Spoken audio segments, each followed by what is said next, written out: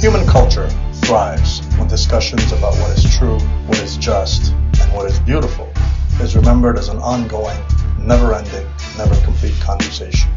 To quote Milton, by the known rules of ancient liberty, welcome to Risky Conversations. I am your co-host, Ember Sadat. Join me and my co-host, Ace Deliri, as we engage in this ancient tradition of discussions around interesting topics with utterly fascinating people.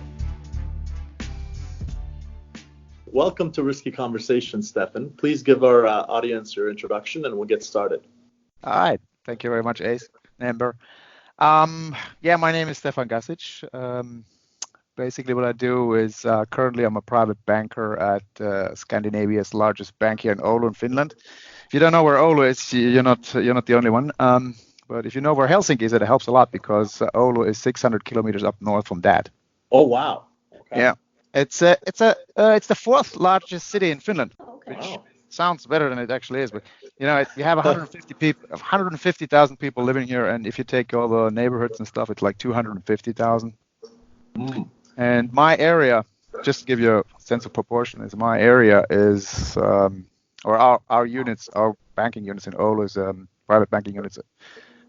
Area that we cover in Oulu is basically Lapland and Eastern Finland and Northern Finland. It's approximately 3 to 4 times as large as Denmark. So there's a lot of driving around. Okay, awesome. Yeah. So that must be fun during the winter, right? That's right. Winter is actually better because it's snow on the ground. You can actually see something. The worst part is November. I have clients away that have to drive 2-3 hours straight and then back. But I like it because I have actually to do with lots of entrepreneurs.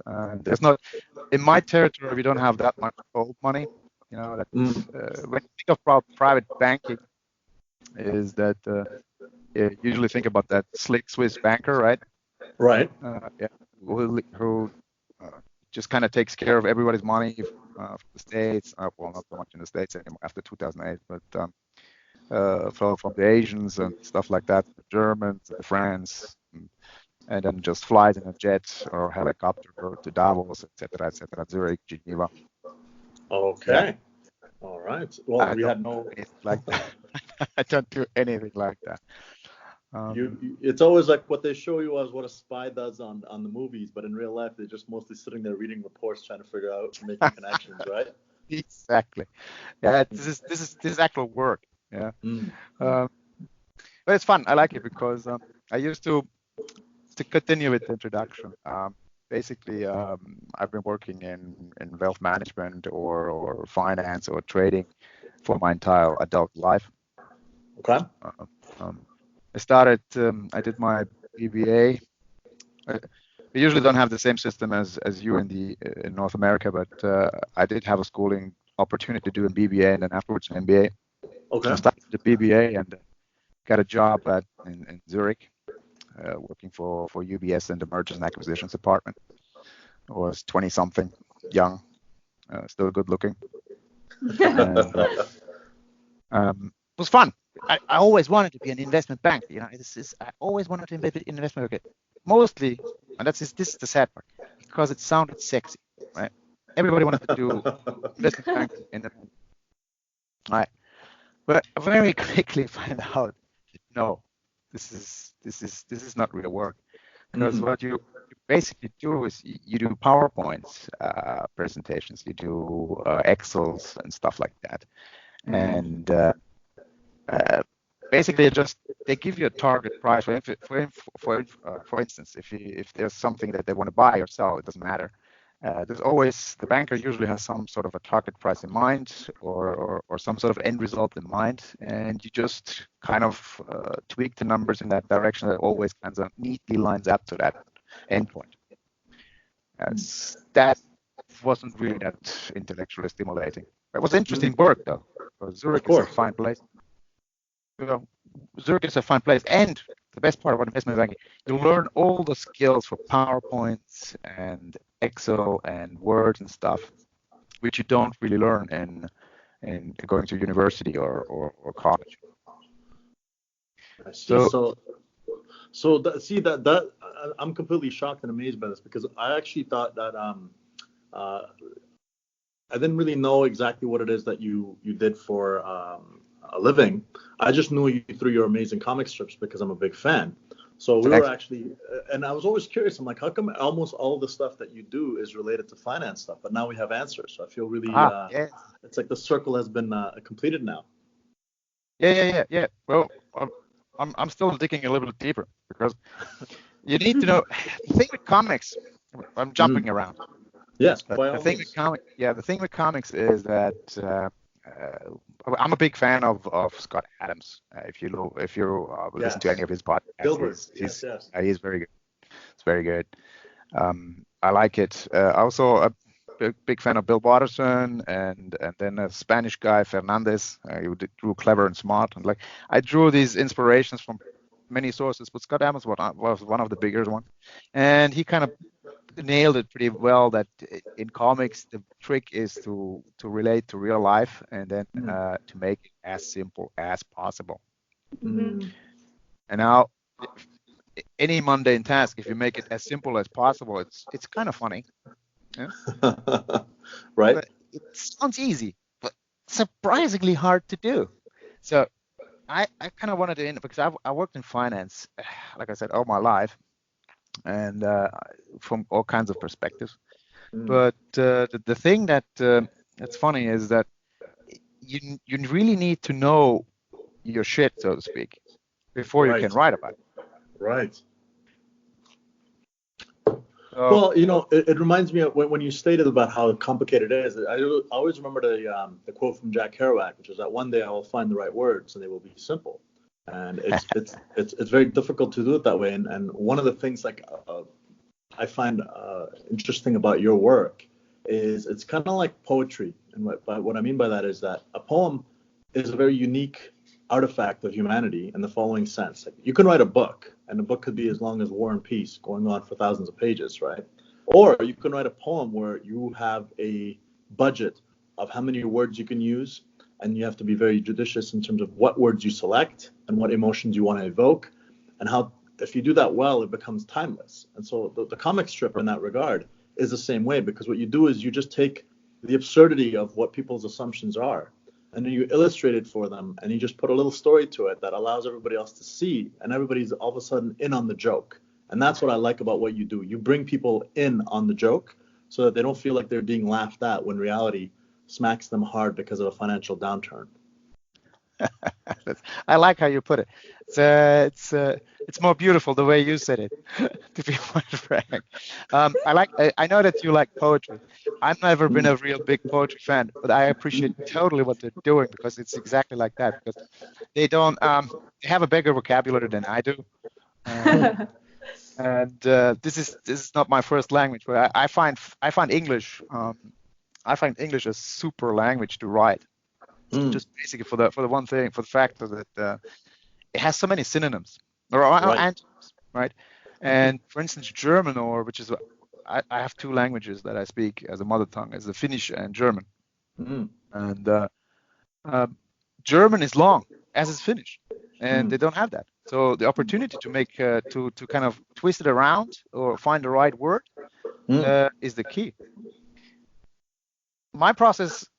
The biggest process, or the biggest time I usually spend with my cartoons is with the writing. It's also something that I learned the hard way. I always thought that, okay, I've been drawing my whole life. I always found it really, well, I found it magical in some sense that you can create something from nothing. And, yeah, and that's beautiful in a sense. But I always thought it's about the drawing. If I could draw really, really well, right, then everybody would be interested, right? But you have to realize the fact that there's so many really good artists out there, and I can't compete with that. There's no way to compete with that. Plus, you also have it that even if the drawing is fantastic, but the story sucks, it still sucks. Right. So, and the other, if you twist it around. If the story is good, your drawing can suck. It's still great. Right. So kind of, in a sense, old school cartoonist that I like my drawings to be crisp and neat. Mm. But I don't want to waste too much time on them, you know. Right. For instance, drawing the same guy all over again is just tedious work. Or for instance, backgrounds. You can spend hours on that, even a 3 or 4 panel comic strip. Mm-hmm. Mm-hmm. And but I found ways. Can talk about that, but I found ways. No, for sure. See, when I hear you speak, I'm reminded of this little joke that me and a couple of buddies have, which is that we always like to quote the Austrian economist Hayek, but we always put a picture of Selma Hayek before the quote. So it's like, come for the picture, stay for the quote, right? And what ended up happening was, after a while, a few people were messaging me. They're like, I had no idea Selma Hayek was so intellectually engaged in economics and world affairs, and it turned into a second layer inside joke, right? So that's a fantastic joke. And now I can get rid of that picture, man. Right? That's the beauty. That's right. It's become a meme into your mind. We've just stamped it in there for you. Yeah, hey, you're always good with memes.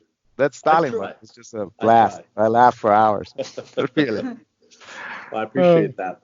But see, here's the thing that I find about your work, right? So what it is there's two types of works that people produce. There's flash in the pan, which is kind of like, okay, it's something that's kind of interesting for the minute, and then you completely forget it like it never existed.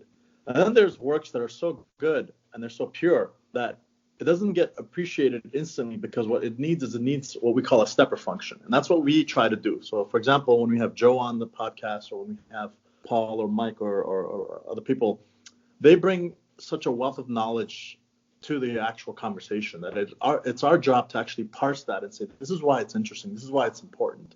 And your work is exactly perfectly molded into that, which is why I was so excited to have you on, because what you do is you take a complicated concept. Like, I was just reading your book that I recently grabbed from you, which was Thank you very much for that, by the way. No problem. My pleasure. I thoroughly enjoyed it. I love the example of, what is a black swan? It's something that's predictable after the fact.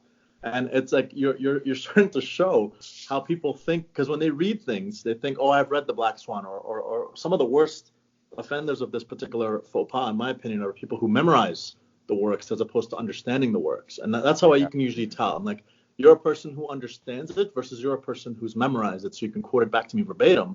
And that doesn't mean that you've really understood something, because it just means that you've intellectually engaged a part of your brain that's turned into memory. And I don't appreciate that. I like people who can take a concept and say, okay, look, we're going to transpose this idea into a different domain and show you how they're actually interconnected. And that's what your comic books do. And I really love that work. And I happily encourage others to, just check a few of them out. And sometimes when you get stuck on a particular idea, a comic strip version of it really actually just simplifies it to the point where you go, aha, now I got it. And you could just move forward in that path. I really appreciate that, because this is exactly the kind of feedback. This kind of feedback keeps me going, because I see the same thing in your work, like I told before you started recording. It's like you do something interesting. You put your heart into it. It's not just for show. And and I don't mind if anything is perfect. None of my comics are perfect. Perfection is a disease. I don't like that. Right. Yeah. So I strive for perfection, but I'm okay with bullshit, right? As long as it chuckle, as long as it makes me chuckle, and I have a feeling in my stomach, so to say. I don't release any comics that have made at least me a little bit chuckle, right? And the same thing is with that, because building an audience takes time. It does. So if you my project, for instance, the underlying thing why I keep doing this is feedback like this. But why I started I wasn't expecting feedback like this. I was just like, let's do something fun, right? Because continuing with my career, started an investment bank. Then I went into trading for a while, because investment banking is there's no nice words. I went into trading. I got an offer to go into trading. I was 24, and that's why I appreciated that podcast with Paul Portesi. It reminded me so much about my own time. It was hilarious to listen to that stuff and just recap. I just went in, had no idea what trading is. I just said, sure, I can do it, no problem. Because it's not as if you go to trading after reading trading theory. There's no such thing. Right. It's the other way around. Yeah. Right. It's like what's it? There's a good Finnish word for it, but it lacks a good English version for them. But, when you send soldiers into the front, and most of them die, but you just have to keep them to keep the front. Trading is like there's lots and lots of churn. The churn rate is real high. And I went into that, and they knew that I'm a newbie, but I had a really good boss, Petri Sindar, really good boss, and he was tough. The first year, you just kind of sit next to him and take his trades, and you listen to it, and you observe. And his handwriting was terrible, absolutely terrible. You just had to figure it out. It's like with the hieroglyphs, right, and the pyramids. Right. And if you fuck it up, it's going to cost the firm a lot of money, because if a trade is hanging, because this was 98 until 2002, so it was the tech-com bubble, and Finland really big involved in tech-com bubble with Nokia, TeliaSonera, and the other ones. Right. And, so we had a hectic times. It was super for a young guy, full of energy and no family. Yeah. Right. This is nothing. I went to Helsinki, and I started there and from scratch. And I remember the first half year I saw repeatedly only trading dreams about making mistakes on the buy side or sell side, because you have to remember that our clients were like Goldman Sachs, Morgan Stanley, and stuff like that. They couldn't trade on their own. They had to go through a Finnish broker. That was the law at the time. I was very profitable. But so I did that for a year, and then they let me loose. And I got my own clients. I got an opportunity. Somebody left, so I took over her clients, and it was Goldman Sachs. It was a big client, and just gave it to a 24, 25-year-old. What was that like? What do you do? Yeah, what do you do? And I took the whole year and didn't make that many mistakes, I guess. And I remember that feeling. You're really alive. You're alert, and this is an opportunity that I cannot just drop. And I started. Of course. And the trading was heavy, and the trading was. We traded. We had no bathroom breaks. There was no chance for that. Did you wear adult diapers? No. After 1 year, you kind of relax into it. Repeated nightmares. And I remember I was strung high. But you know why I did it? Why is that? The money was good. Of course. Of course. Money was really good, and it was exciting too. So if taking that combination, but it's very really stressful. I remember a friend of mine called, and I was going to the post office at the same time. He called me and we chatted, and there was a line, and blew a circuit because I had to wait. Right. That's what you do at the trading desk. You just kind of yell at each other, and then he said, "Hey, Stefan, relax. You need to really relax." That hit me hard, because if a buddy of yours tells you to relax, then something's going on. Now, the trading was good, and for 3 or 4 years, but then after 2001, after the burst, then we had all the bathroom breaks in the world.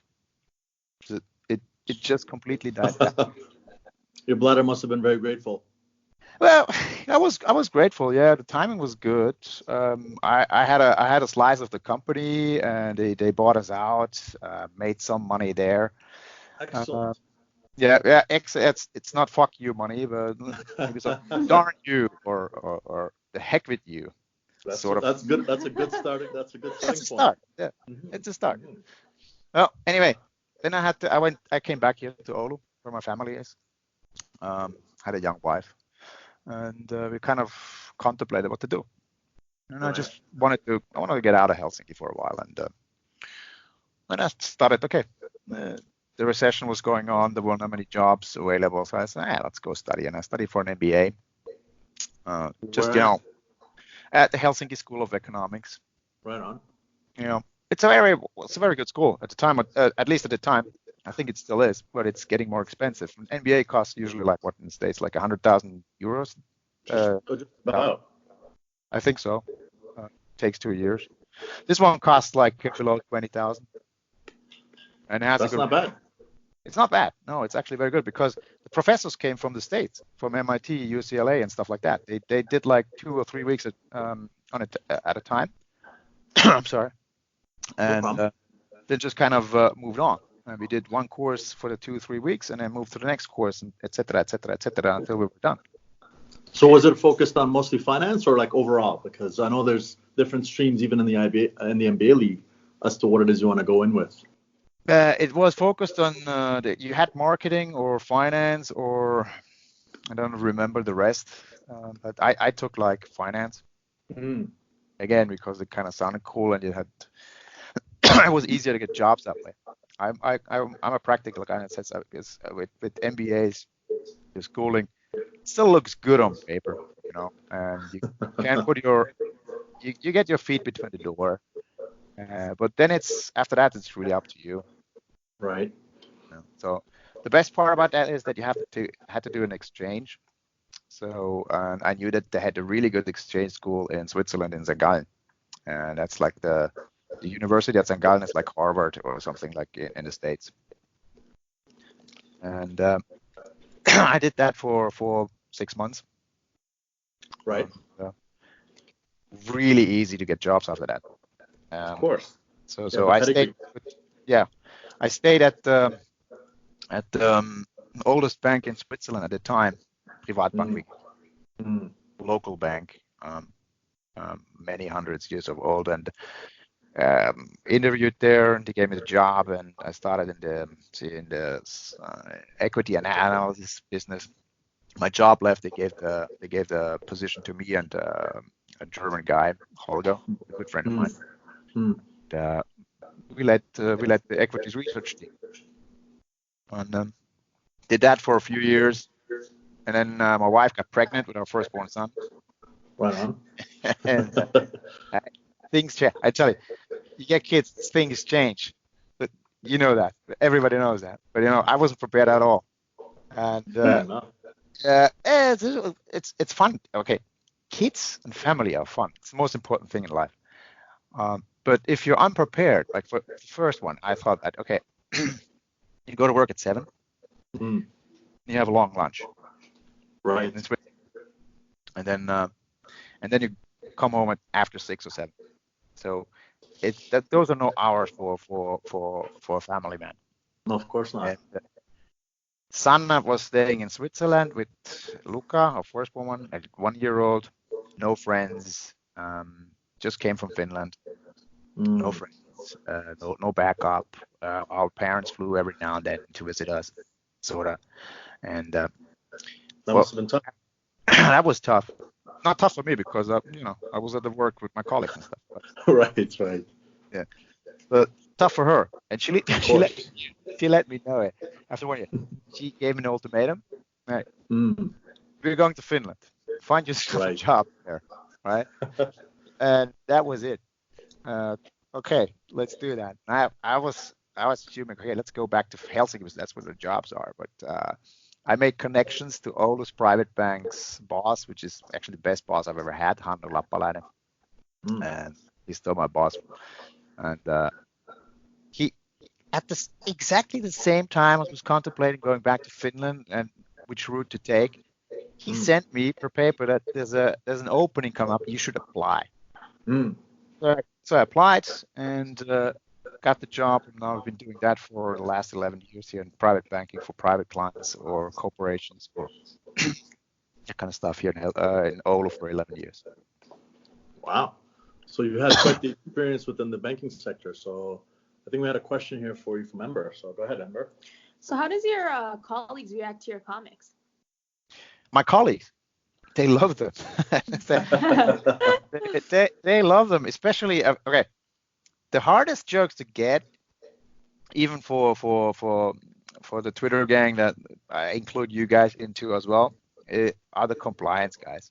But bankers love the compliance jokes because they hate compliance.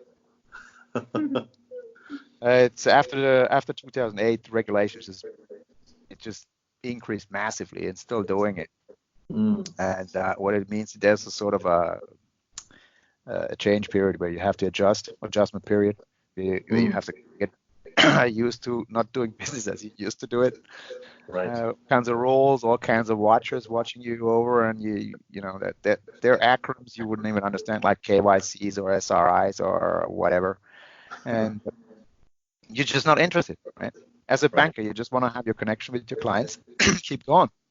Right. But a bank cannot keep going unless they comply with all the new regulations. They don't have a license, so I wouldn't have a job. So I'm forced to do that, and everybody's forced to do that. And it's getting way better now. But at the beginning, it was just like, hey, now you have to do this plus what you already did. And and if you get an ultimate, yeah, exactly, for the same pay. There's no extra bonus or whatever. And so you see how you might not like that, right? So I got lots of. I haven't done compliance comics for a while, but at that time I did them a lot. And he's that guy with the goalie mask and the chainsaw, the butcher. Yeah. He's very, very popular amongst bankers. But otherwise, I can see why. Yeah, the trader stuff is more universals for everybody, like that. Right. Well, no. See, what I found fascinating about this stuff is that from the outside everything looks interesting and fascinating and amazing, and then you get on the inside and it's just like this. Sometimes, not all the time. Sometimes the house looks gorgeous from the outside, but when you walk inside, all you see is roaches and rats, and you try to express that idea to the people still on the outside, oohing and eyeing. And sometimes I find that because I was almost in the same stream as you guys went down. I was going to go into finance and go into the banking world and all that stuff, because when I was a personal trainer, the vast majority of my clients were finance guys, because at the time that I was working at the gym, my rate was the highest in Canada. And so only the very top people can actually afford it and without actually flinching. So it always ended up being 90% of my clients were bankers. And with my skill set at the time, I was studying business in school. So they wanted to bring me into that world. So what ended up happening was that I kind of started to see what was going on from the inside stories. And the more I saw, the less I was interested. And it's always been reinforced with what, Paul's conversation and yourself, as well as some of the other guys. So what I find fascinating with your work is that you found a way to express to the outside world what's going on the inside without, and I think this is the crucial difference between people who write comic strips and people who do it as a form of art. And I consider your work art in the following sense. It's always about the intention behind it, right? Some people will draw a mean caricature because they want to, they have an axe to grind. You don't come across that way. Your work never comes across as a form of grinding an axe to show your superiority over others or to make other people feel inferior because of the line of work they're in. What you're really doing is you're just saying, here's the adjacent possible of what it is you think you're doing. Right? Here's how people model things, and here's how data cherry picking works into that mindset. And it's all a perspective that is very much detached from personal attack, which is what I think is really interesting and fascinating about the way you do your work. It's true. I don't have anybody. I love people, to be frank, and I understand the point of view of everybody, even a compliance officer. It's just in the system is just built that say the incentives are aligned in that kind of order that even decent and funny and gorgeous people do funny stuff, and I just want to underline that. Right. And mean comics, I could do that. I could easily do that, but I don't think it's not funny. It's just not funny. You have to find another twist to it. Right. And the best way I find twists is usually when I write stuff. I need some sort of a stressor, right? So something interesting happens. That's why, for instance, Twitter is real great, especially Taleb's Twitter feed. And right. and because he finds stuff that's interesting, and then you kind of feel it yourself, and then you see it. For instance, a mundane issue like IQ, right? I always thought mega boring, right? It's okay. Somebody has a high IQ and somebody has not an high IQ, and okay, that's how you measure intelligence. Oh, fuck that. It's like when you read it, yeah. Once you get into it, it gets like really, really interesting. And I say, hey, it's not this clear cut. It's not this clear cut at all. So, and then you get these feelings that you have to just write about. Same with compliance, same with trading, same with bankers in Switzerland, and et cetera, et cetera, et cetera. Thing I wanted to do with my comic though is when I started was just that the main goal was just have fun again. Right. At that stuff, and then I decided, okay, well, let's do it. Let's try to make a comic. I thought about that thing for a few years. We did a comic strip actually with an MBA guy, a good college buddy of mine who lives in Helsinki, successful entrepreneur, actually sports agent. And he wanted me to write. He had some comic ideas and he needed somebody who could draw, and he knew me, so we kind of collaborated for a while. And well, we did a few comics, maybe 50 or so, but it was tedious work. And at some point, it just kind of, the energy went out of it. Right. But anyway, I got a spark from it, and I thought, okay, maybe I'll do my own instead of just illustrating somebody else's stories, because he did the stories and I did the drawings, illustrations. Let's do the whole shebang myself. And then I kind of thought about, okay, what do I know? Because you can write a comic strip about cheese or politics or whatever, or go the mainstream like family stuff and that. But the competition in that is really hard, and I'm not that interested. So I thought, I'm interested in this stuff. I know finance, I know how banks work, wealth management works, etc., and I like it. I find it fascinating. And I wanted to do something about that. And then I took a look. There are no comic strip about this. This is Scott Adams' Dilbert. It's like the closest thing you have to it. And okay, let's give it a try. And then I just kind of had always this process. Okay, the writing is more important, and to help the writing, to make it even easier, is you need good characters.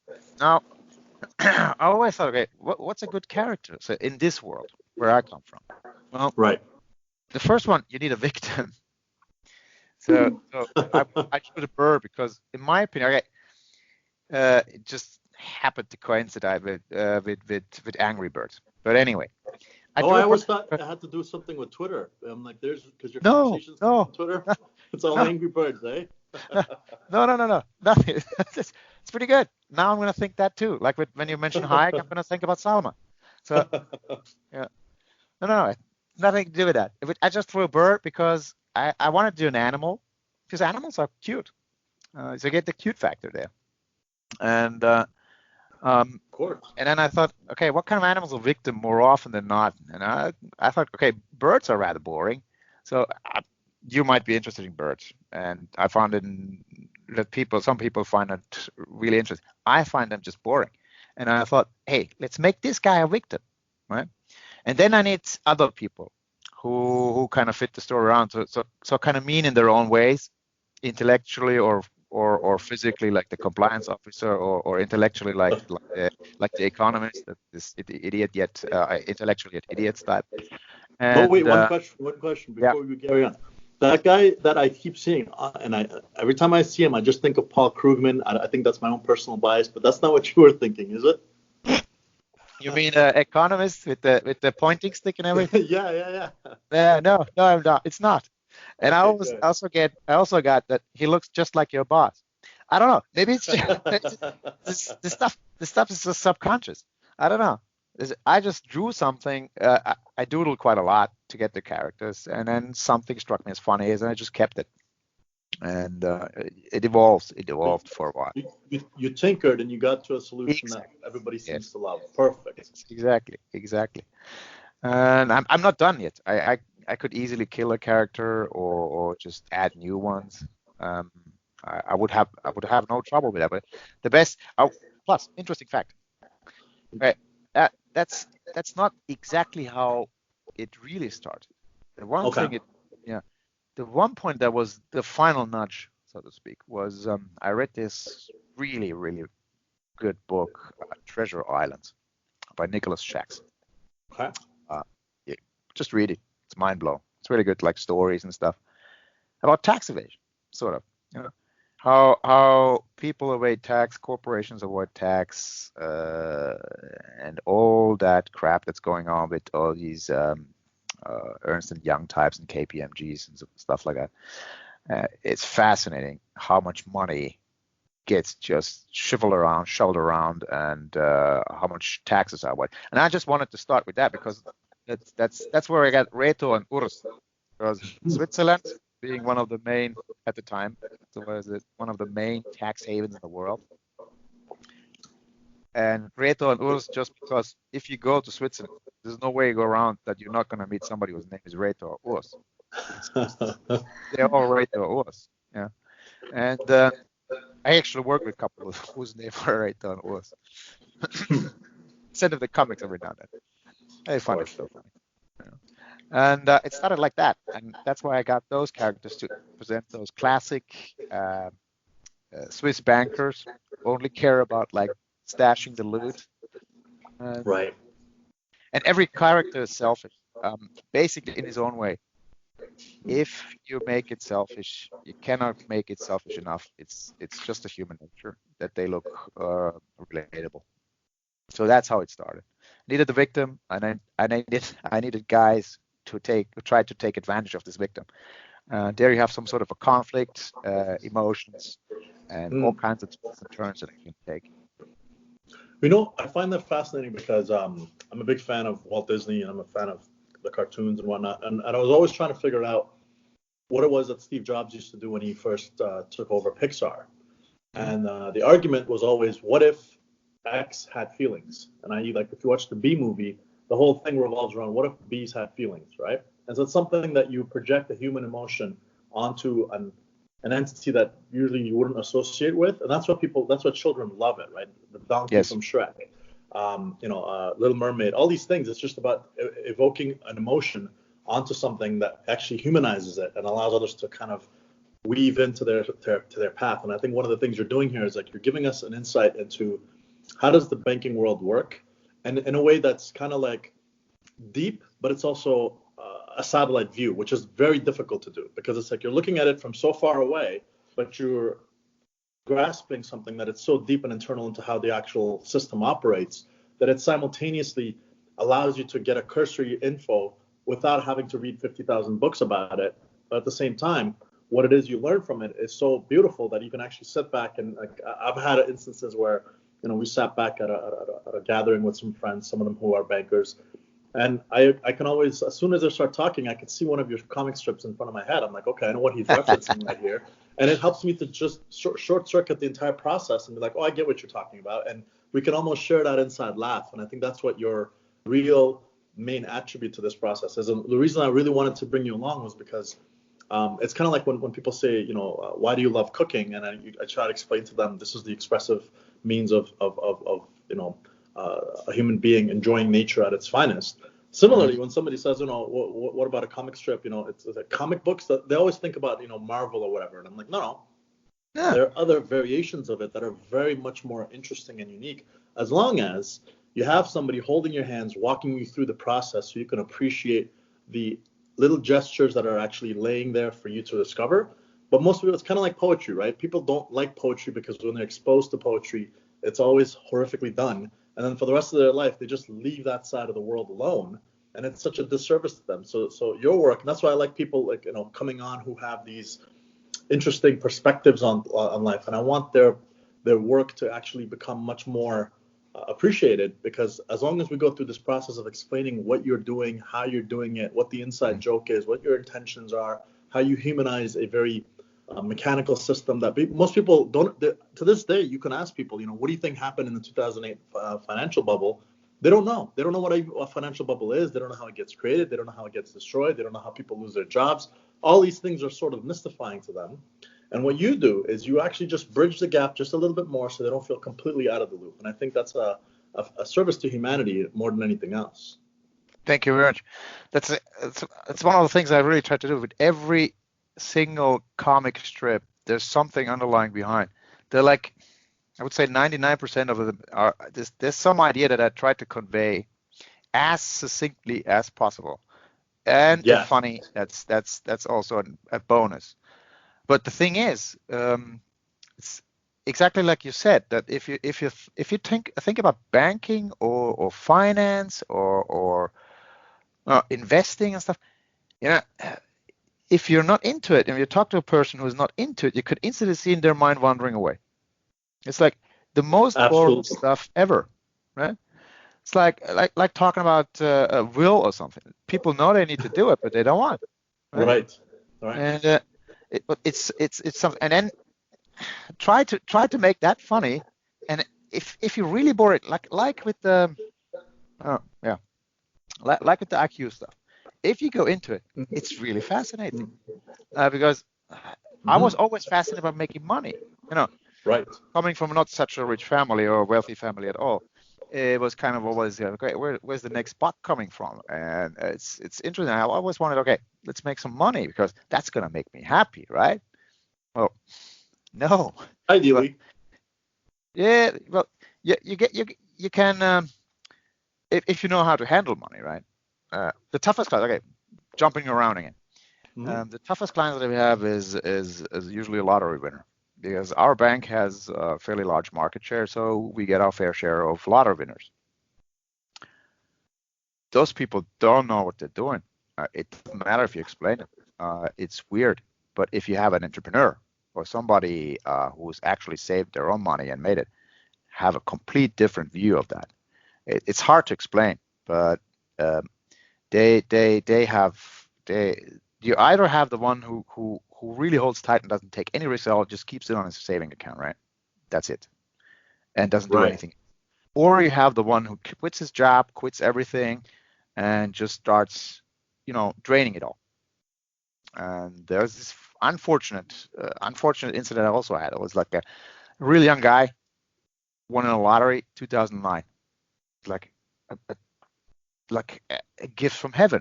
Everything is cheap. Right. You got all this cash, right? Right. And I was so excited. Okay, let's buy this stuff and let's buy these bonds. They were like Henkel bonds for 6%. Like it's no risk, practically no risk, 6% for a few years, and then just roll it over.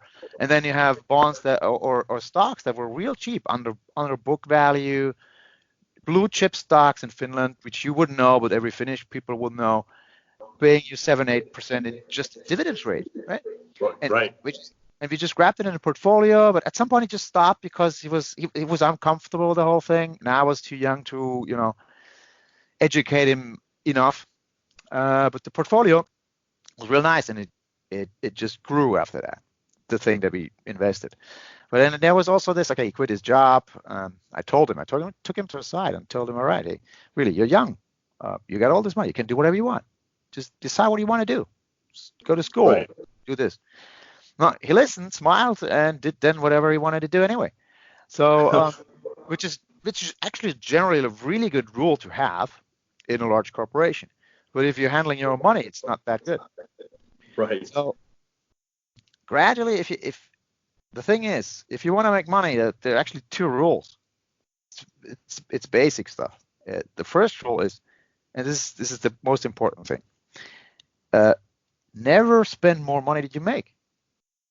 Never spend more money than you make. If you can make that, you'll always have it, no matter how much you make. And the second part is, whatever you save, just invest it. Okay, but everybody's concentrating on how to invest stuff, right? Like that's the magic trick, that I'm going to find the next whatever venture capital investment that quadruples or makes me all this money that I can live on. It's not that way. It's actually really, really boring. So like I said, or not, I wrote it to you, is that if you find investing really exciting, you're doing it wrong, in my opinion. There are also other ways. The best way to get wealth is always, if you're talking about it.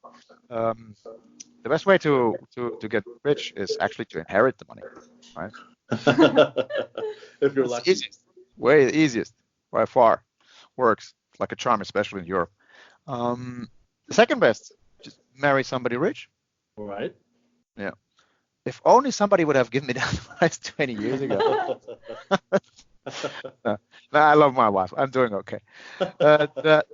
There's and the third part is then that the two-step rule. Don't spend as much as you make, and then invest what you're saving. But that takes just a long time. There's this funny story about rule number about the second one, just marrying somebody rich. My colleague, Jarmo Koivuranta, he told about this guy, a friend of his, who a smart guy. He had a strategy, and he kind of thought about it. Okay, making money is hard. Marrying somebody rich is not that hard. How do I do that? Eh? He had a really cunning plan. Okay. Yeah, I'm going to tell you about it. We're all taking notes. Yeah, please do. He went into horseback riding. Okay. Yeah, horseback riding. Not that many guys there. True. It's only women. And horseback riding, really, really expensive hobby. Very true. Yeah. So basically, who do that is rich families. He went into horseback riding. I don't know how he financed the actual horseback riding. Maybe he just hang around at stalls. I don't know. No. But 6 months later, he was engaged to somebody who came from a wealthy family. What? Wow. Yeah, come on. It's biology. It's biological stuff. Young man, young woman, of course. You spend a lot of time. Magic. Sparkle flew. Emotions ran high. You know that kind of stuff.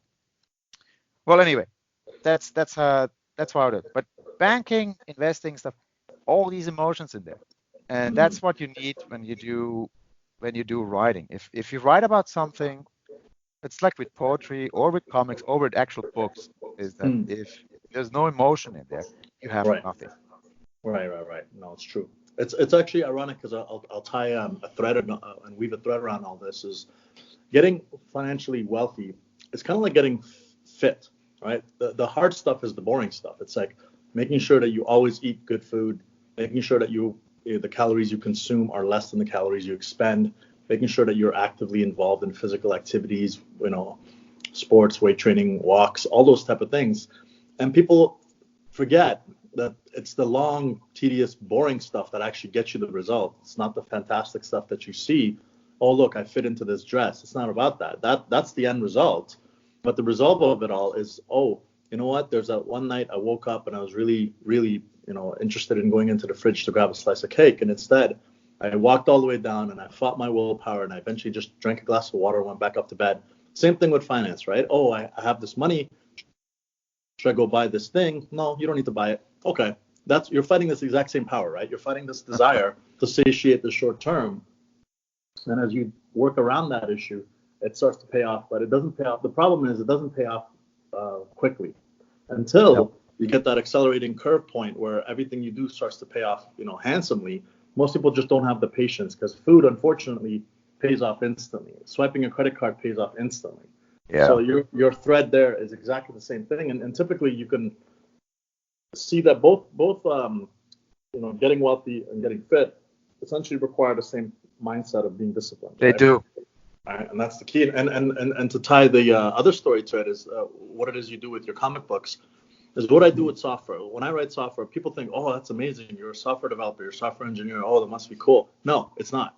The vast majority of it is you're thinking about things that don't exist. And you're ramming your head into the wall. You're going for walks. You're writing stuff out on paper. You're thinking it through. You're looking online, see if anybody's kind of solved the problem already. And if you're lucky, they have. And they can kind of give you an inspirational approach. Sometimes they even give you a blog post on all the mistakes they made so you can kind of circumvent that. And then eventually you always get to that stage where whatever it is you're trying to build doesn't exist. Nobody's ever done it. Nobody's ever thought about it. And now you're basically all on your own. And it's at this junction that you separate the software engineers from the pretenders, because at this point nobody can help you, right? You have to figure it out yourself.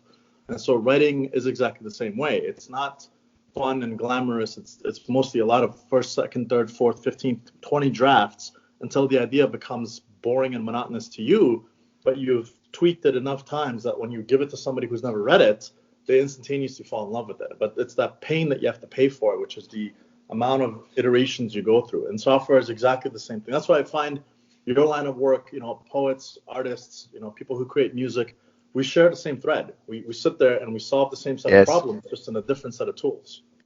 It's exactly like you said. It's like I did, because for me, as I mentioned at the beginning, was that software writing is some sort of a magical thing.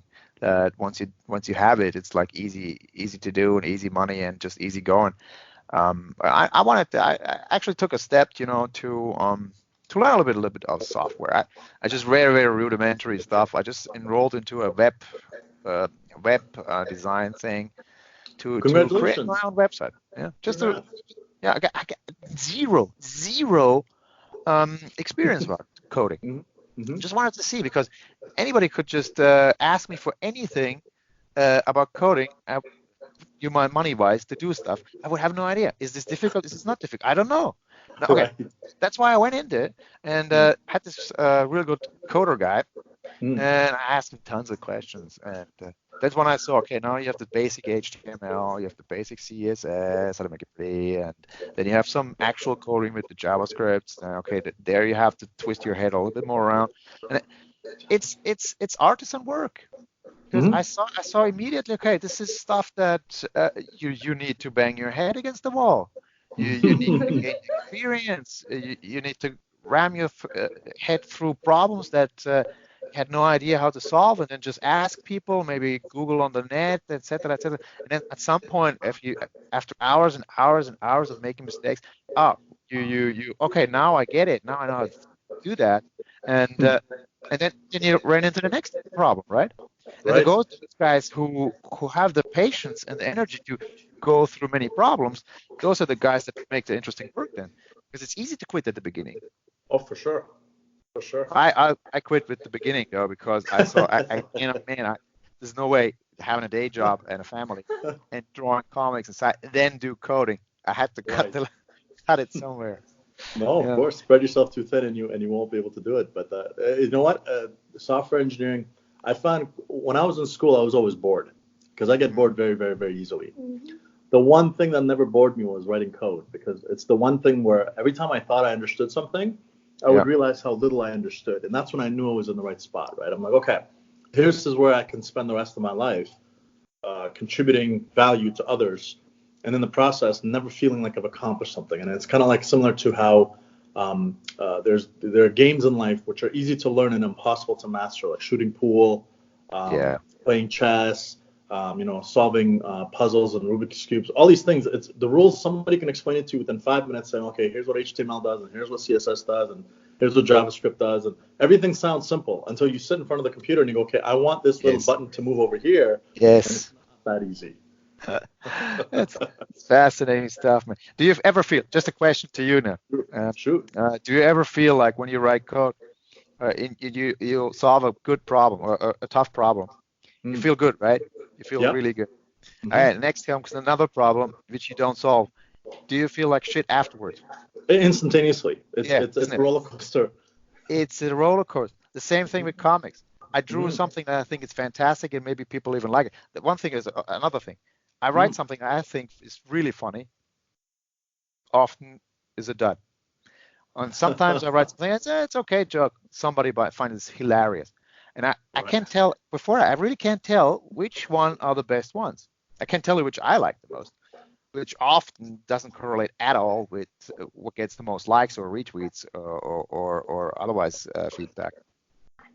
But the same thing. I write something that's funny, in my opinion, or good, and then I do something else, and then I think, hey, man, I don't know anything about this. Why am I even trying? Right. Yeah. Right. But the thing is, too, hey, don't get discouraged that easily in a sense, because my philosophy with this comics drawing is like this. It's a side gig at the moment. Right. But it's fun. You know, it's a fun way to spend time. It's I learn because I have to, when I feel something, I read something that I don't understand, I have to kind of read more. Then I have to simplify to the point and in order to simplify it, to make it funny, you have to really understand it. And that keeps me going because I learn. I use a lot of Nassim's stuff, but I read in Twitter, and anything can really kind of spark an idea, which I then write on a word sheet, just the words, the key words, or key tweets, or take a picture of it, and then I just keep a list going because you have to write everything down. Because otherwise, it's just, if you think that, okay, hey, this is a great idea, I'll just write it down after I drink my coffee. No, don't do that. No, because so many ideas. Just after the drank the coffee, what was it again? Yeah, I have the same problem myself with voice memos on my phone. I immediately talk to my phone, and then sometimes it's funny. You think it's a good idea, and then you listen back to it. You go, "I'm an idiot. I don't know why I thought that was a good idea." That's the best route. The bad idea. That's the holy grail. You have something that only if it sparked your emotion, because if it didn't spark your emotion, it wasn't a stress out. Right. But then you have to just kind of twist it around. The fun part, I used to hate writing about comics, is that, okay, that's the boring part and the drawing part is the interesting part. It totally flipped. Nowadays it's like, I like to write and then I just leave it there for a few days and then I write again and then I see, oh, there's a couple extra words. You don't need that. You don't need redundant. Maybe take this out and use this word instead. And instantly it's funny. And then I have a few guys that I run those by when I'm in a tough spot. That I call him my chief editor, Tero Heikkinen. I just send him stuff, and his feedback is good because he doesn't bullshit. Yeah, it's cool. I don't need that. It's like if somebody in Twitter sees, I encourage, or if any listeners out there, if you find a mistake in my grammar, or you can improve it, just give me a feedback. Right. Because I often make those. Although I take all the credit afterwards too. Well, you know what's funny about that is I've been trying to convey this set of ideas to people from what we've lost as a society, in my opinion, is as follows. This idea of fun is somehow relegated to stupid things or childish things. And so they're like, oh, what's your idea of fun? Oh, I don't know, going out clubbing, drinking, or doing drugs, or whatever foolish chicanery people get involved with. And I always like to try to tell them, I'm like, I'm going to wrestle the word fun away from you. The word fun to me is engaging in an activity that makes you smile, that kind of sometimes makes you laugh, and it's compounding in its positive returns for you in the future. So writing code is fun for me because I get to explore new venues, create new things. And I apply that same thing to the gym. I apply that same thing to playing volleyball or when I'm cooking dishes or whatever. And I find that people who do well in life tend to have an idea of fun that sort of mimics what I just described.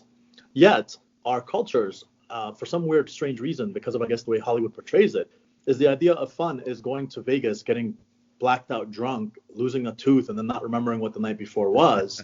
And all of a sudden, everybody thinks that that's what fun is. And that's exactly the opposite of it. And as you've discovered, that if you find a line of work that you enjoy doing, even when you have to bang your head against the wall, there's a sick side of me that really loves it when there's a coding problem that I can't solve. It's like, okay, this is now my entire being challenged. And it just revs me up. And then it's like, okay, it's 4:30 in the morning. I should go to bed. I have one more idea. Let me try this one little variation. And it's an ugly variation, but it works. And I get this rush of dopamine. And then I sleep like a baby. And the next morning I come back and I have to fix it so it's faster and cleaner and all that jazz. But that breaks. I've spent nights where the breakthroughs come at 6:54 in the morning. And that's sort of like what it is that you do, right? Because you love the process, even the nasty parts of it, the parts that you're like, I don't want to, expose myself to that all the time because then I wouldn't be able to do it. But every once in a while, when that problem comes around that you've been banging your head against the wall for a while, it really is invigorating and it's kind of fun in a different way because what it allows you to do is it allows you to absorb that process and internalize it so that when another problem shows up from a different aspect of life, you kind of look at it and be like, okay, this is sort of like a coding problem. I have to solve this and I don't know what the answer is and nobody else around me seems to know what the answer is. So let me just try to do what it is I do. and you stumble wrong, and you may not get the perfect answer, but you get an answer that's good enough to make you survive, right? And that's the key. Yeah, that's exactly how it goes. I really, because for me, fun. Okay, every now and then you can go out drinking and stuff, but if that's the only fun, come on, at the end, how boring is that? That's like Right. mega boring, right? No, I don't do that anymore. Occasionally, yes, fine, but if that's your thing, I think you're really going the wrong way. I think Dalai Lama had a really good saying. It's kind of a hedonistic thing. If you're indulging your senses, it's like drinking salt water.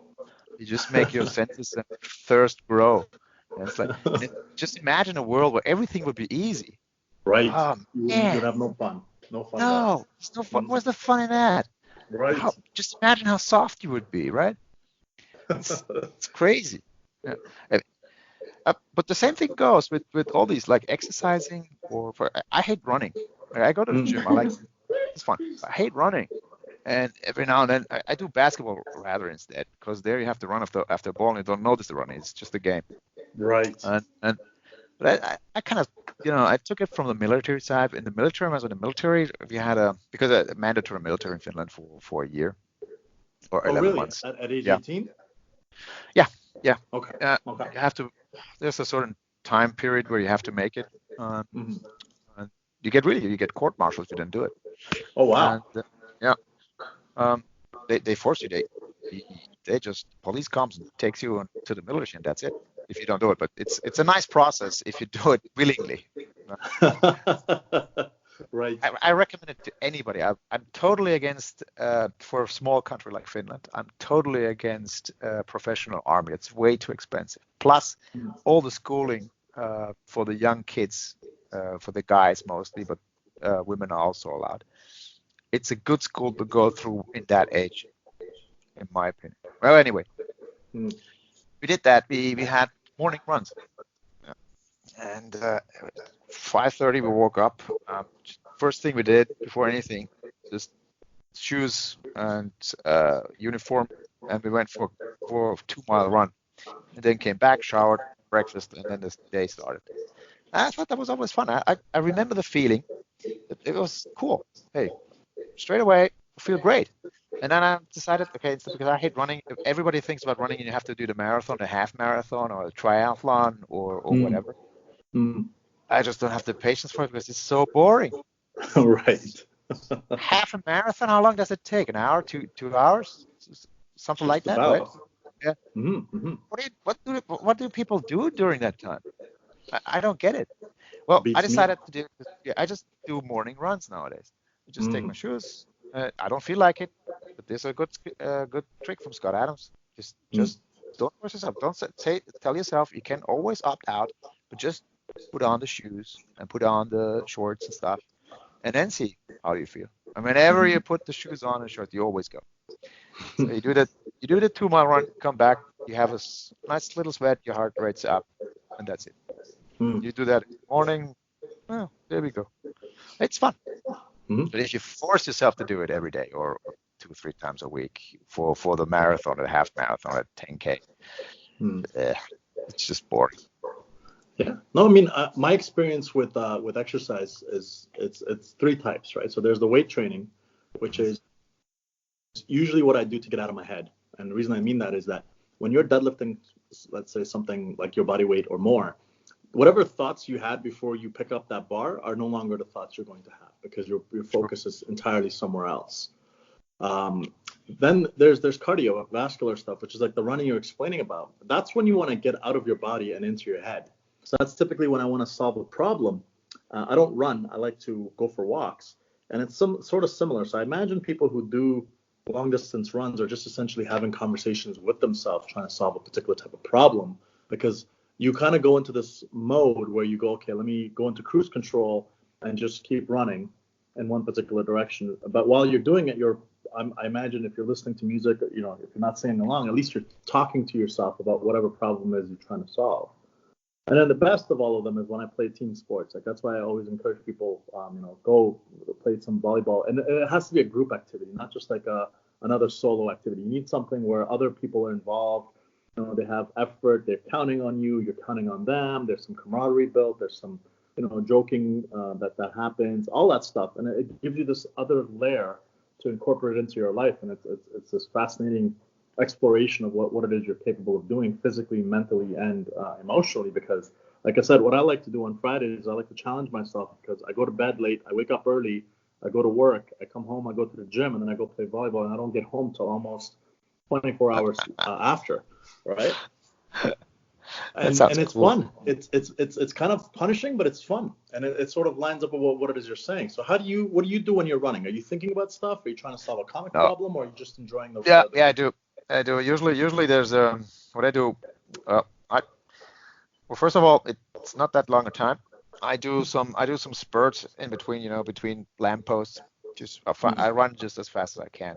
During those periods, I don't think about anything. Just to force myself. I'm 45 years old. My body needs these kind of shocks every now and then. And then I think about my comics. Hardly ever work, because work.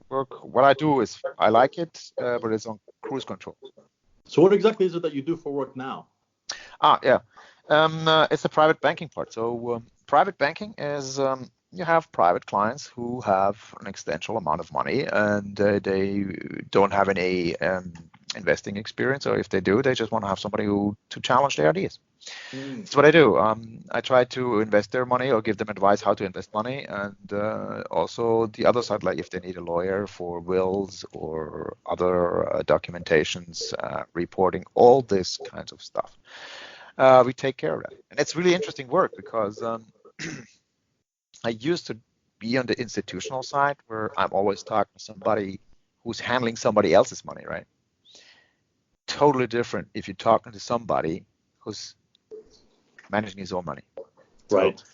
So the emotions are, just to give you a thing. When I was on the institutional side, the only thing we talked about was Sharpe ratios, volatility, returns between different periods, etc., information ratios is also a good one.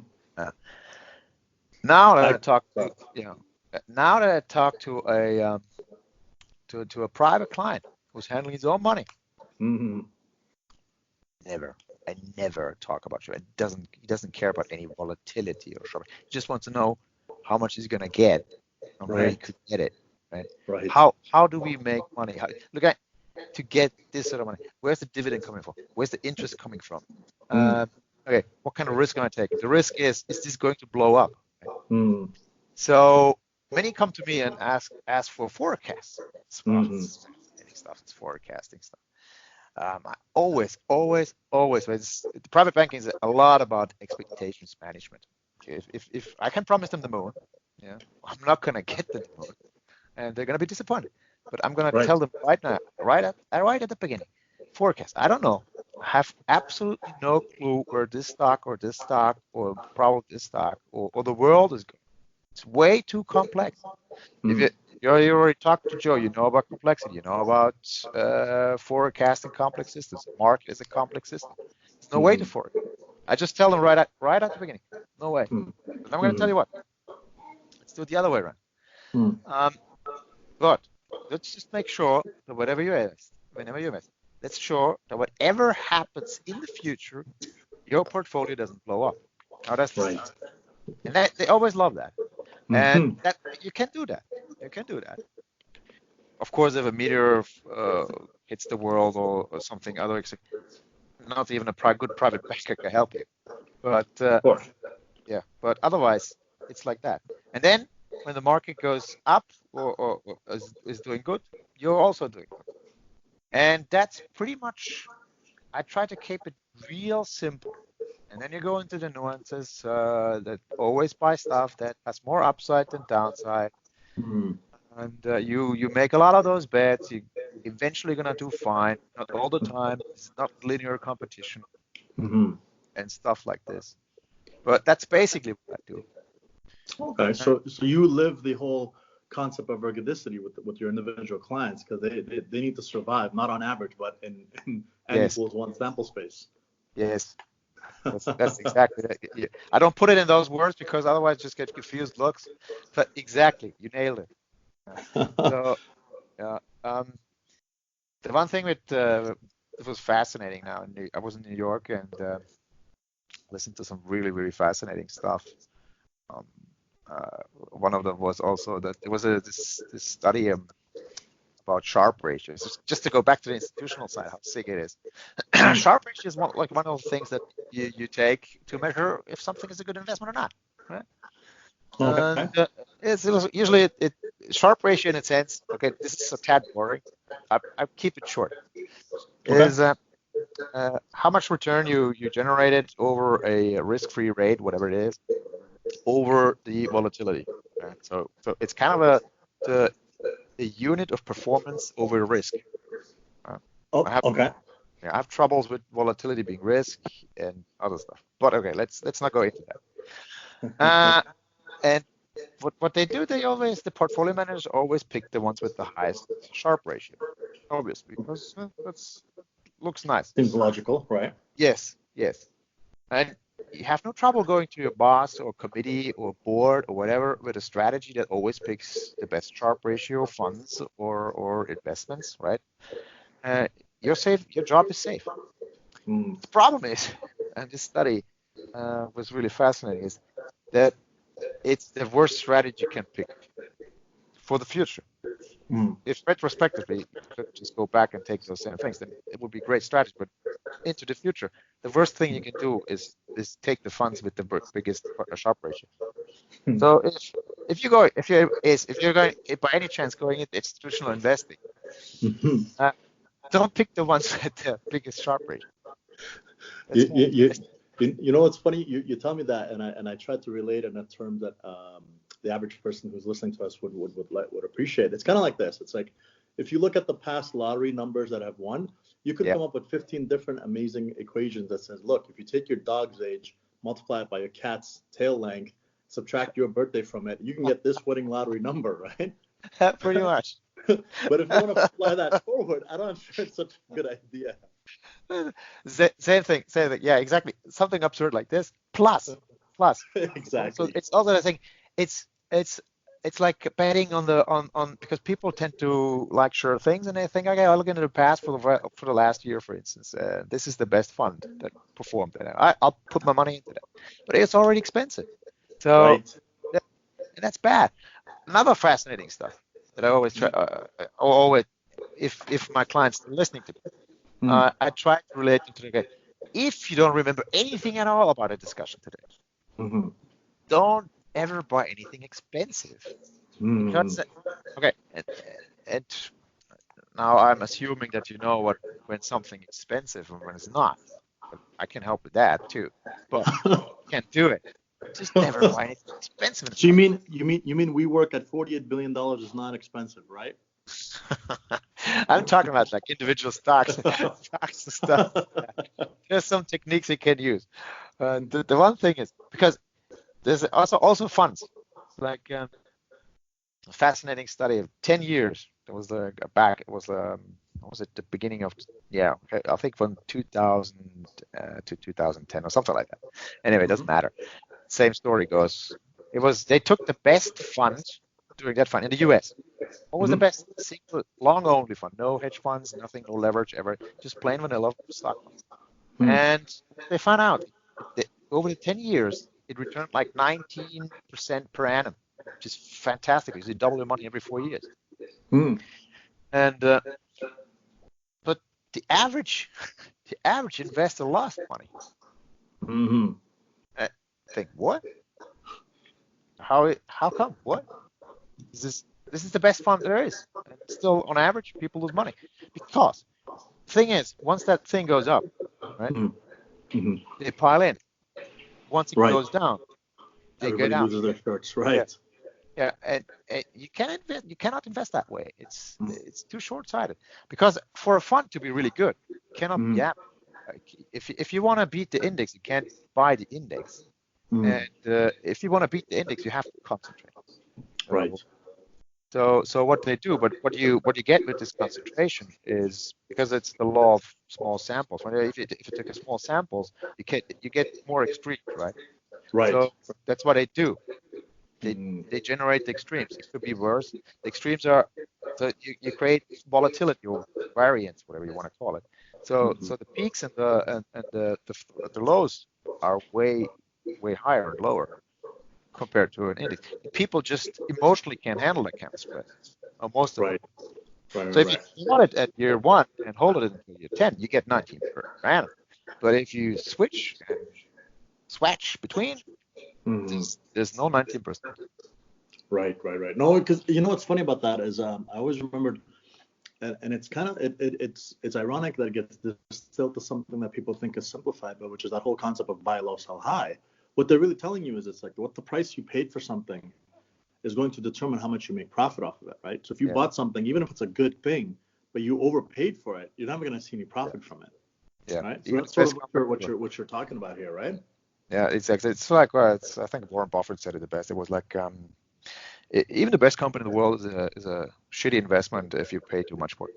Exactly. Except for the shitty part. Exactly. I added. I'm sure he says it just like that when the cameras are not on or the tape recorders are off, like that. Yeah. But once you get into the nitty-gritty of investing and stuff, there's so much emotion going on. And I'm never going. For instance, and especially with the forecasting stuff, there's never ever going to be an end to people wanting to hear about the future. Never going to end. I have clients I've been talking about. I don't know the future. We can talk about the future. It's like discussing taste, right? It's the best thing. The best discussion are always about gray issues, not black and white issues, but like taste. Everybody has different taste. You can always argue. You can argue till the night. Take a glass of wine or a bottle of wine.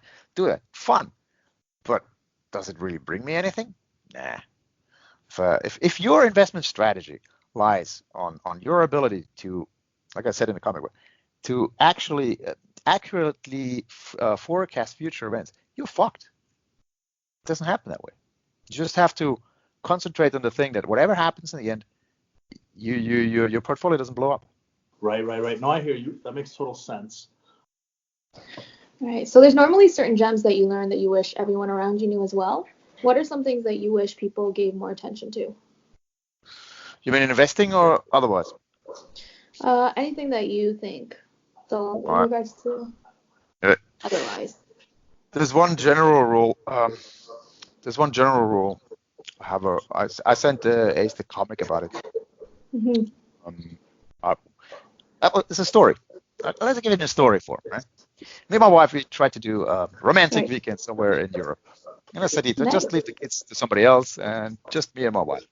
This spring, we went to Bordeaux. Really nice wine country and everything. Wow. And I made this reservation to this really lovely place, small restaurant. And we sat down and there was this young Californian couple next to us. And me and my wife, we already had some wine. And we just discussed it about how fun it would be to get our parents a gift for taking care of the kids. And we started thinking about maybe an escape room thing. And then we just kind of thought about our parents being in an escape room together. We just cracked. We laughed and laughed and we couldn't stop. You know that feeling when you can't stop laughing and just keep going? And this Californian couple was like, they were just watching and they were really interested. We started discussing and they were recently married. 6 months into the marriage, and especially the young, beautiful lady was really intrigued. How long have you been married? I said 20 years, and you really seem like happy. And how do you do that? How do you keep the spark alive? And I told her to the side. Key to everything: low expectations. So that's it. Low expectations. So the key to happiness is I have it in this joke, and in this joke is that a strip where the professor comes in, or the economist who is every now and then he's also a professor. He comes in and says, I've solved the key to happiness. The bird gets all excited. Really? Oh boy, really? What is it? And the professor said, it's low expectation. The bird is kind of angry and disappointed, and the professor says, I see you expected more.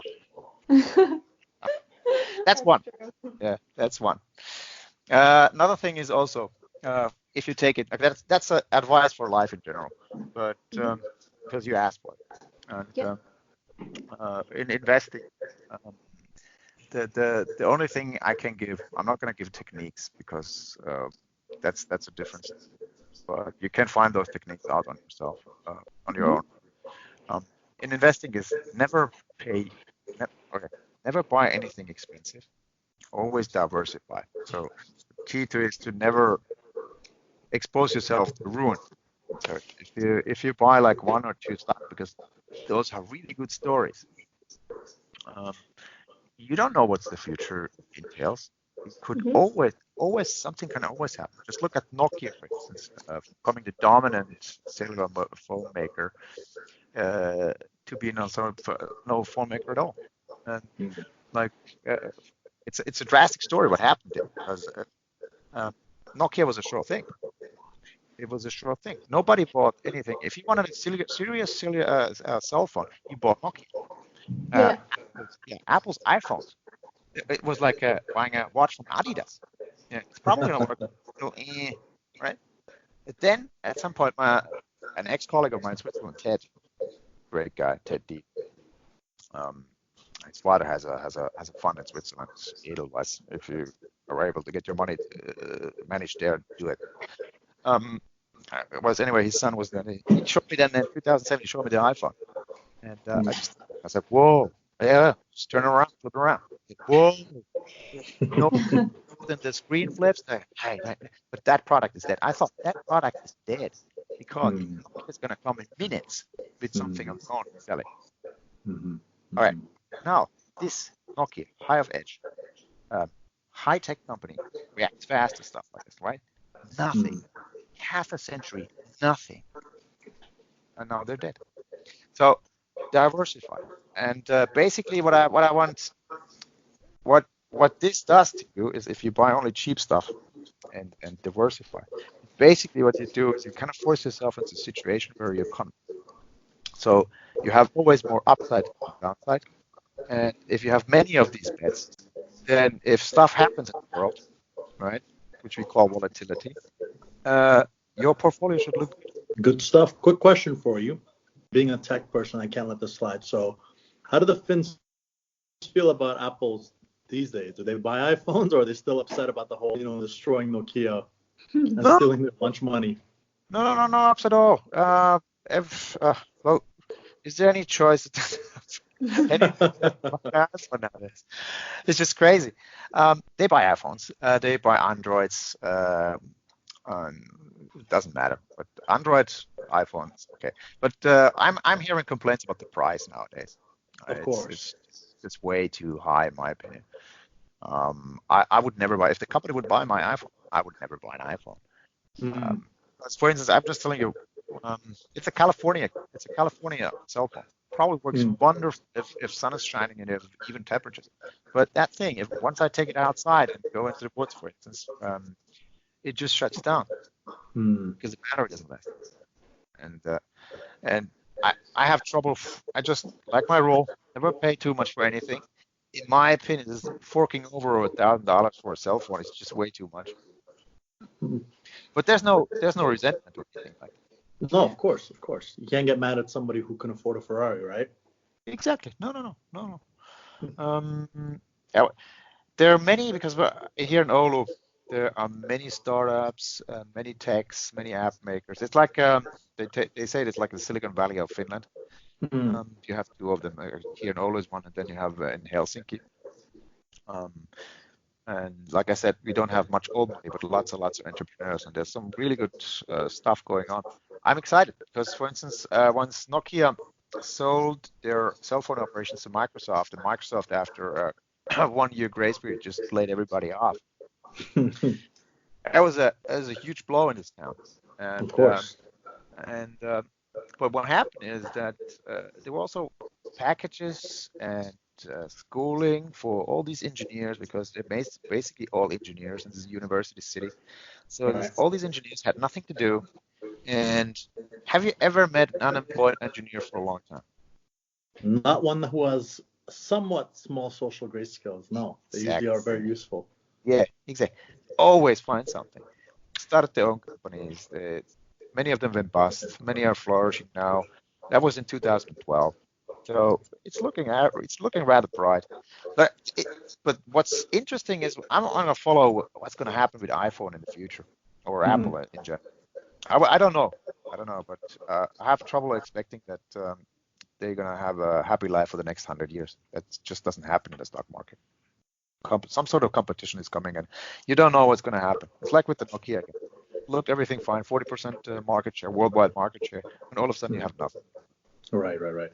No, that's true. That's there's layers and intricacies of all these things built, and how companies become complacent. It's almost predictable in a way, because it's kind of like you see that a fighter who's hungry is willing to do that which a fighter who's already been a champion and has 50 million in the bank will never do, because they don't have the need or the drive to do so. Right. So eventually everybody gets sort of caught up in the malaise of this whole process, and so you're right in that instance, in the sense that you don't know what's going to happen, and you can't make those predictions. But what you can do is you can actually always cheer for the entrepreneur, because it's always the entrepreneur who makes the drastic changes that everybody benefits from. Exactly, and they're banging their heads now against the wall to fix some sort of problem, which brings me actually back to that thing that you said before, that you bang your head and then the fun is in the solving of stuff, right? That you're interested in. Exactly. The same goes with my writing. I had this whenever this tendency to do. If I see a problem, I just do it, work until I solve it, right? And there was no solving. So you just bang, but it was just stressful, and it doesn't work that way, because, or it works better.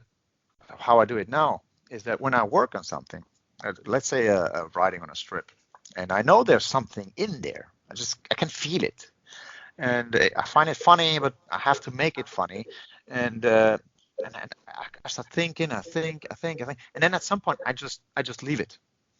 And then you, for a couple of days or even a night, like you at 6:45, you get an epiphany, right? Okay, this is it. This is how it should be, and that's a funny way. That's also good advice for somebody young. Just bang your hand against the wall for a while, but then stop. Yeah? You don't have to fix it right away. Just let your subconscious kind of work for a while and trust it. But that trust you don't, because young people don't think that way. They always want to fix it. They always kind of don't have the experience yet to just let it go and then see what happens. Right. But after a while, you get that, and that's how I do a lot of my writing nowadays. But see, I'll draw a parallel to what you're saying there, and this potentially could be helpful for all our listeners and yourself included. And this is how I apply it: is that for your creative mind to become adept at solving problems in your field, you have to have the technical skill sets first established. Yes. So in essence, if you've been writing comic strips to the point where you got bored of it and you started hating it, that means you've put in enough hours in it that your brain knows how to assimilate that. It's kind of like when you first learn to drive, everything is scary. Eventually, when you drive, you barely remember what you did and which route you took home. Precisely. So you do need that first batch of, I would say, maybe 5 to 10 years of just struggling to do basic things right.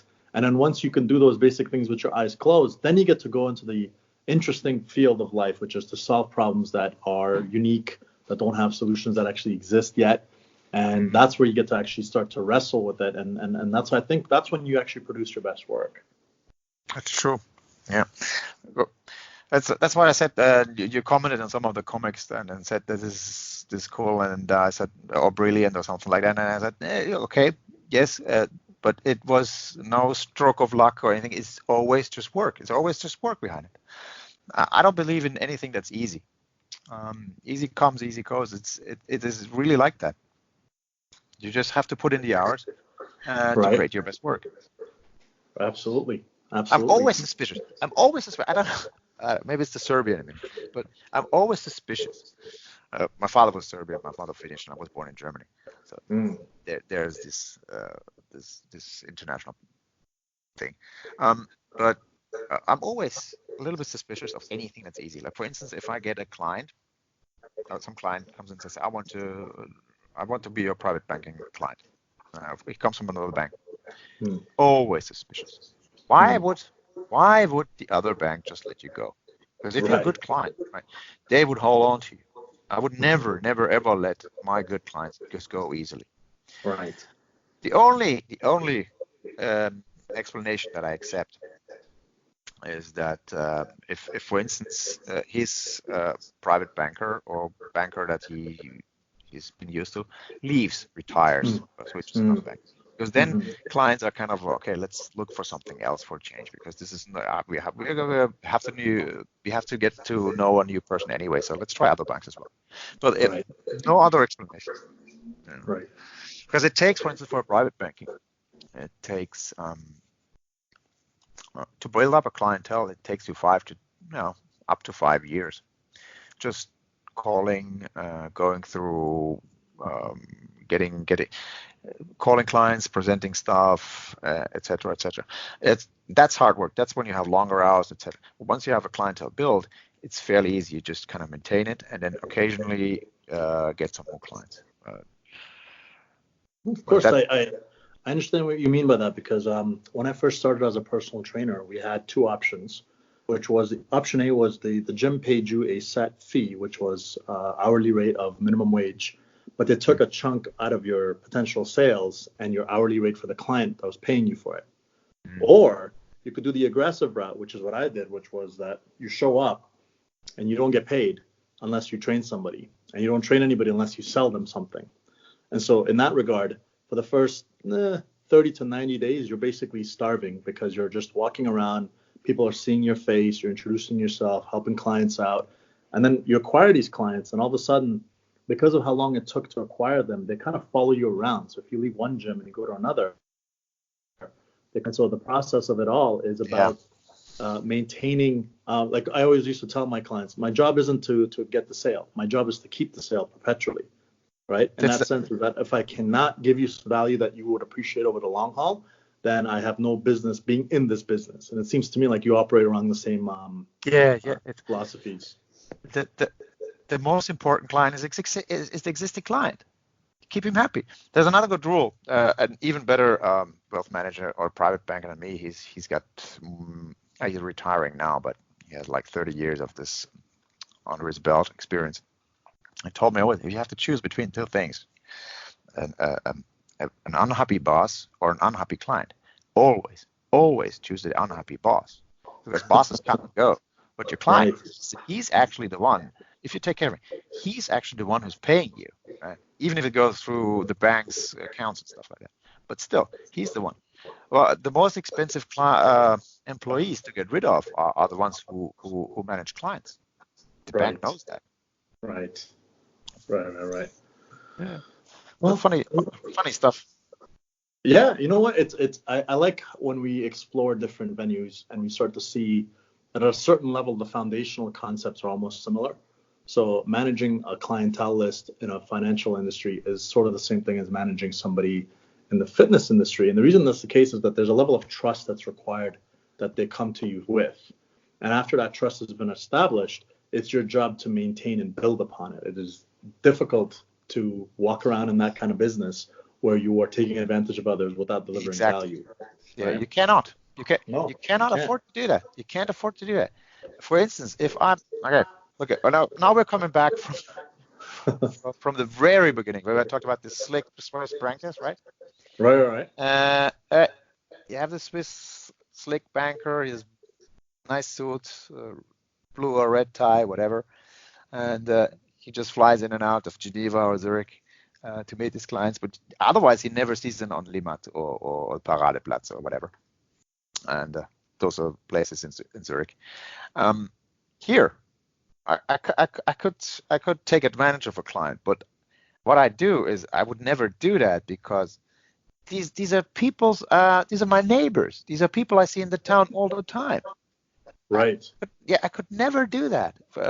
Otherwise, I would just have to hide my face here, and that's sort of it would be really stupid to take this advantage, because to get a slightly better bonus because I managed to do this year better than last year, right? But what's the point? I really don't get the point. If you if you're somebody, if you never see your own private banker or wealth manager, if it lives in the same town, that gives you sort of a insurance that he probably, if he's not a total asshole, he's probably not going to take advantage of it. Right. Right. Fair enough. All right. So, Stefan, it's been a great conversation. Are there any other topics you wish to touch upon that we haven't covered yet? Now, if somebody's interested in the actual how I do my comics. Yes, please. Yeah. Enlighten us. Yeah. Okay.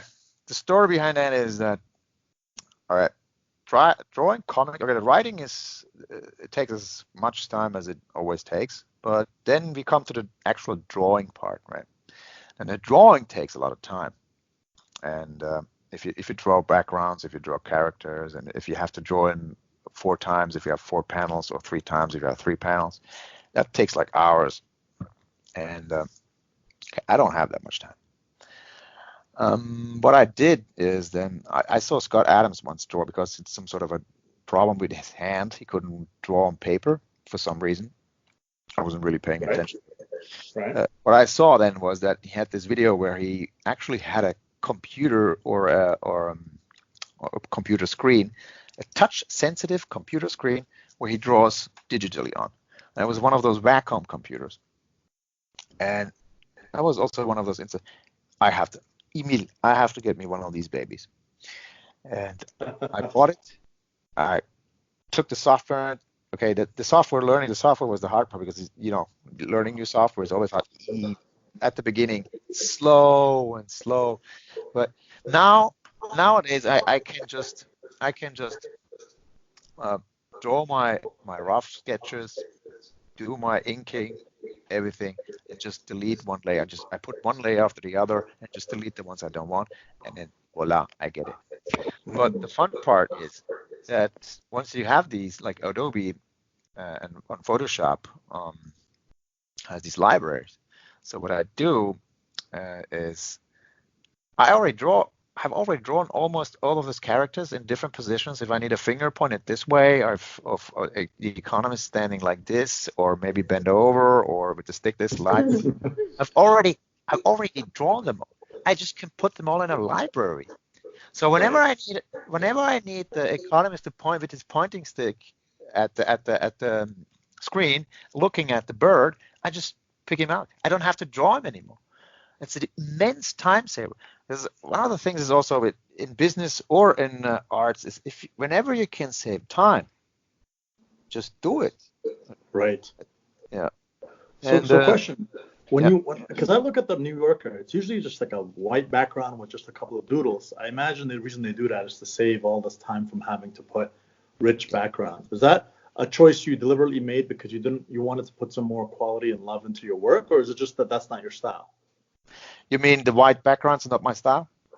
Yeah, like the ones, because I can imagine you could do what it is, because your message and your facial expressions on your characters, from what I gather, and again, correct me if I'm wrong, that's where you evoke the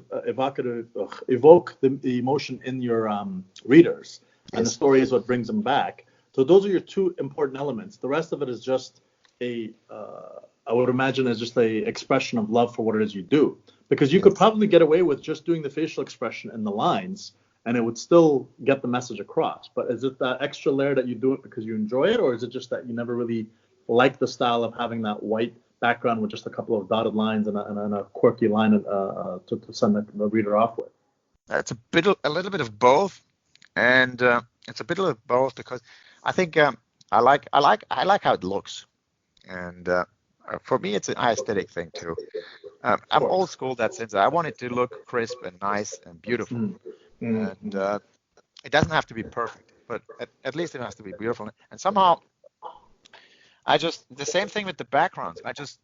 Once I get a good background that I've created, I just would drop the opacity so it's not as easily visible as the main character, so it's not highlighted.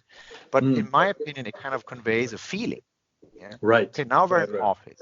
Now we're at a bomb site, or now we're at a hospital, or whatever I want to, or laboratory, right? And right. Once you see that, you don't think about it, but you feel it. And I could do that. I could do the lines, which is the most important part. Then you have the characters with the facial expressions that convey emotions. That's right. This is the second most important part. But then I think it's the background, and it's not that difficult anymore. I don't draw that when I need a new background. Okay, that's the difficult part. If I need to draw a new expression for somebody or a pose, that's a difficult part. That takes time. But I always save them afterwards. And now I've accumulated a sort of an inventory of all kinds of characters and positions and poses and stuff like that, that I just drop them in whenever I please, and then I just look at it, what suits best. And that saves me a lot of... Yeah, no, but I'll tell you, like, as I'm hearing you, it's like we're cut from the same cloth, and I'll tell you what I mean by that. So the code I write is typically back-end code that nobody really sees unless you're a back-end engineer. Yeah, the real coding. The heavy lifting not stuff. Not front end anymore. Just yeah. But like yourself, I look at the code and I go, okay, how do I express this so that the person who eventually stumbles onto this because they have to maintain my code, maybe I'm not here, that I want them to express joy and be grateful that I was the guy who left the code behind, as opposed to anger and frustration and cursing my name because the code was clever and it wasn't well commented, and it takes a little extra time. And it's kind of like you're doing something that maybe one other person in the entire world will ever look at. And sometimes I get this layer of joy, and I'm like, oh my God, look how beautiful this code is, and look what I did. And my partner who works with me does not care. He's like, I don't care. I'm not looking at this. I'm like, you know what? You're just like a killjoy. But one day somebody is going to look at my code, and they're going to thank me for the fact that I wrote it with care and diligence. And it seems to me like you do the same with the backgrounds of your comics. Bingo. That's exactly what I do. And I think it tells a lot about a person, you know, if they take care, if they take joy in their work, put just that little bit extra, you know, just that little bit extra. It's like when we have for instance, if you have a client and a reclamation, right?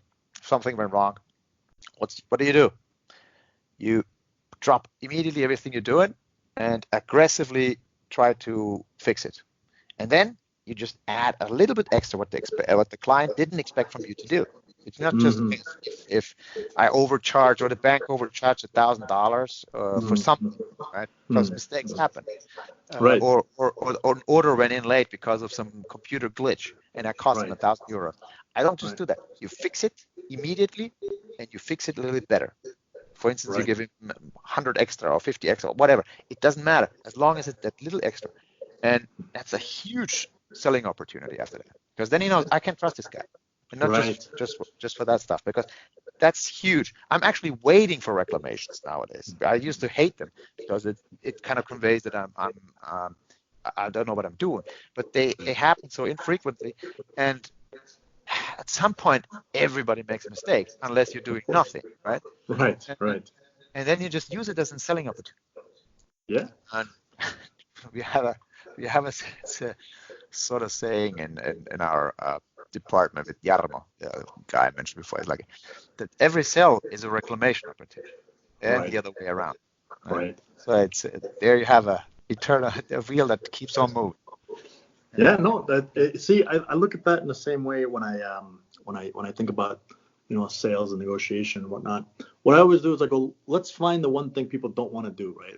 The one part of their job they hate, the one part of their, you know, life that they don't really want, and everybody hates it, so nobody wants to do it. But that's actually just an opportunity in disguise, right? So if you can somehow take something that's painful and annoying and make it fun and inject emotion into it so that they not only don't want to avoid it, but they actively seek you out to do so, then what will happen is by default, it'll compound in a way that they will recommend other people to you. Yes. Because you looked at an opportunity, and instead of running from it and, like, you know, being all upset about it, you took an actual pain point and you turned it into an experience of joy.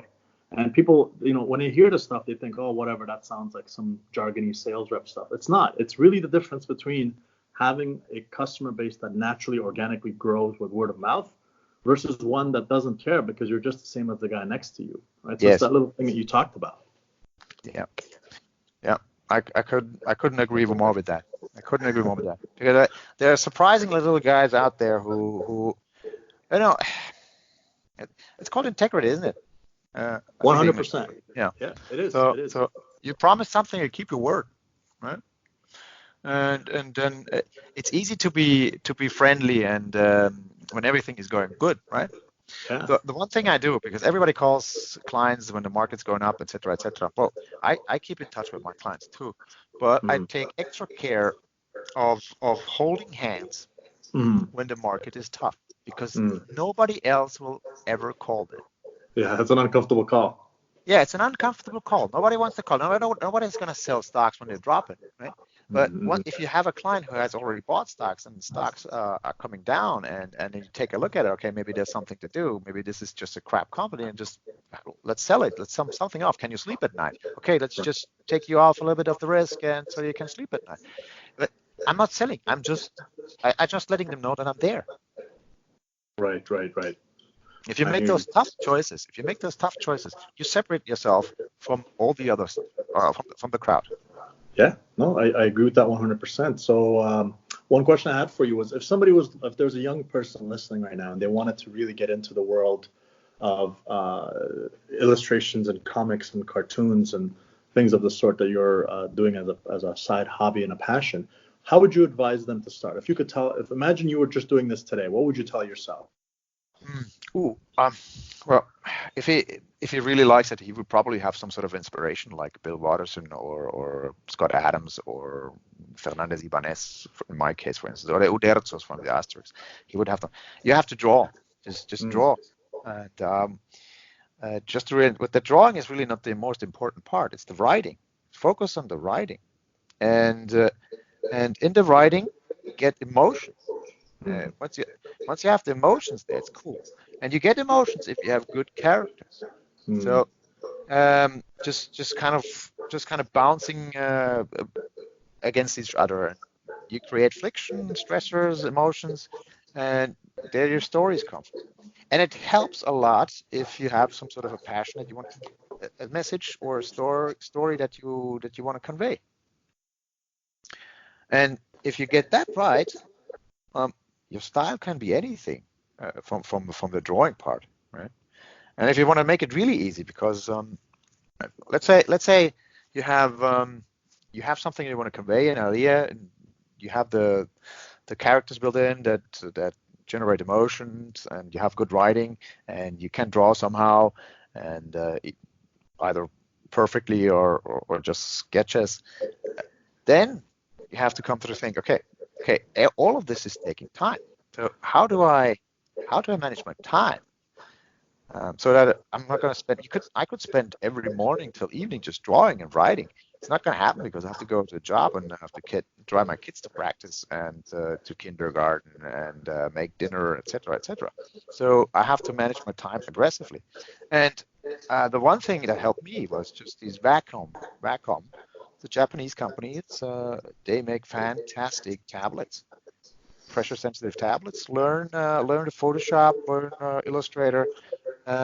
You're gonna say once you learn this, everything is going to be so much better, so much faster, and you can always send it then to build an audience. Twitter, Instagram, whatever is your choice.